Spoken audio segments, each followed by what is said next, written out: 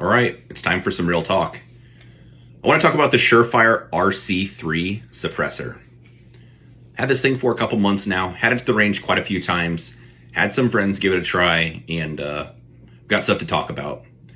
First off, I think the most important thing to talk about is the flow-through design technology, whatever, that's kind of separates the RC3 from the 2. With conventional suppressors, I don't know the details of it, but you end up after shots 5, 10, somewhere in there, a mix of kind of unburnt powder, gas, gun oil, whatever, ends up coming out the back of the receiver and hitting you in the face. So people make like slotted charging handles or something to try to build up this area in here, or slots in the actual charging handle themselves, trying to mitigate that, but you end up with some amount of that stuff coming back. Normally after 10, 15 shots, my eyes just end up, after a while of shooting those, my eyes just end up kind of irritated or itchy, kind of scratchy just from, I don't know, having that junk hit you. So that's kind of my complaint with regular suppressors. They're cool, but that part's kind of annoying. The cool part about the RC3 is it does the flow-through design technology, what have you. It's got slots in the front of the can, which end up, the bulk of that stuff ends up going out the front, and as opposed to hitting you, which is cool. So I've had a number of my friends that are very experienced shooting rifles, suppressed and unsuppressed, and in most cases within, less than a magazine, probably midway through the first magazine, turn around and look at me and be like, what? I'll be like, yep, pretty cool, huh? Like, what do you think? Because it's noticeable enough just not having the gas and all that junk hitting you. So that's the coolest part, I think, about this suppressor. The other part that was cool that I did not realize would be the case is how much less the rifle recoils. Whether I'm shooting offhand, just rapid fire shooting, or from a bench, slow fire, it's noticeably less how much the gun kicks, which is a good thing. That's less recoil is always good. It almost spoils you though. So I've done a lot of shooting with it just because I wanted to, test it and be good with it. But going forward, probably the bulk of my training will end up being unsuppressed. My go-to muzzle device is, go figure, also a Surefire, just the regular 3-prong device. I like this one because as far as the recoil goes, it doesn't really feel directional. It just feels like the rifle more or less pushes straight back at me. Some of the devices like the War Comp, which has ports along the side or you can time it, I don't like that. For example, if I have my War Comp and the ports are pointed off to one angle, then like the gun's gonna recoil downwards at an angle, and then you're kind of trying to like minimize how much effort or you push back into it to, kind of make up for that. They make some devices like, I do like the closed tine flash hider, so the A2 style. So it's got slots along the top and the bottom part's solid, but when that recoils, it pushes downwards just slightly, which isn't the end of the world.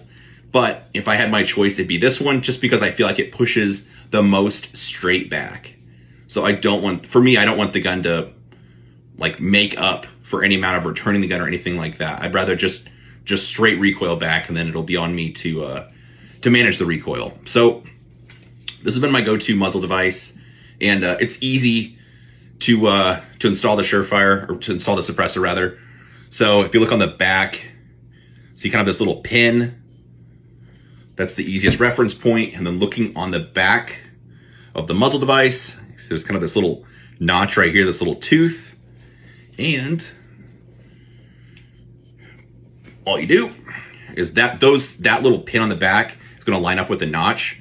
I think I saw in one of the Surefire videos, I just drop it on like at an angle, or so it's not lined up perfectly. Then just turn it a little bit. It drops like that. And you can hear it and see it where it's dropping in place. Then after that, just got a little collar, this little piece. So just push in the collar, turn it so it's tight, and that's that, ready to shred. So the device is easy on, easy off. Somebody will complain about it getting stuck or seized or being the worst mounting device either, whatever. I've seen people comment on all of those. I haven't had an issue yet with it getting stuck, and I've shot quite a bit. So, I mean, I guess your mileage may vary, but No issues at all as far as the mounting. I like that it's easy on off. The other thing that's interesting to talk about is the point of impact shift. So I put this on one of my uppers as an LPVO, so it's a Vortex Razor 1-10, benched at 50 meters and also at 100 meters, just because I was curious with the can on or off, like how much is the point of impact shift. At 50, it was like maybe 1/4 of an inch, something like that. It was very minimal. At 100, maybe 3/4 of an inch, something like that. So for most like practical use, probably our duty style stuff, good to go. For a precision rifle shooter, you know, probably you'd want a 0 with or without the can, something like that. But it was pretty minimal impact shift for everything I can tell. And like I said, the gun recoil is a lot less. So for my training going forward, the bulk of my training will be done with the regular 3-prong. Then it's kind of like easy mode if I put the can on. Plus, I mean, shooting suppressed is fun, of course. Probably only have one complaint about this thing so far, which I think is kind of a complaint with all suppressors. It does heat up quickly. So after, I don't know, maybe 15 or 20 rounds, it gets hot enough that you don't want to hang on to it just with your bare hands. And after a few magazines, you know, smoke coming off it, that kind of stuff, I just lock the bolt open, set it out on a rifle rack, and let it cool a little bit. I always take more than one rifle to range anyway, so I can switch back and forth. That way I'm not overheating a rifle. But that'd be my only complaint. The suppressor does heat up faster than just having an unsuppressed rifle. But that's not a mark against this device. That's just kind of the nature of the beast. So overall, I think this thing's super cool. I mean, honestly, I'll probably end up with a second one at some point just so I can have 2 rifles at the range, both suppressed if I want to. But for me, the real important part was the flow through design, just not having that junk come back and hit me or anything like that. So anyway, hopefully that's helpful and answers the questions. If you have any questions for me, drop them below.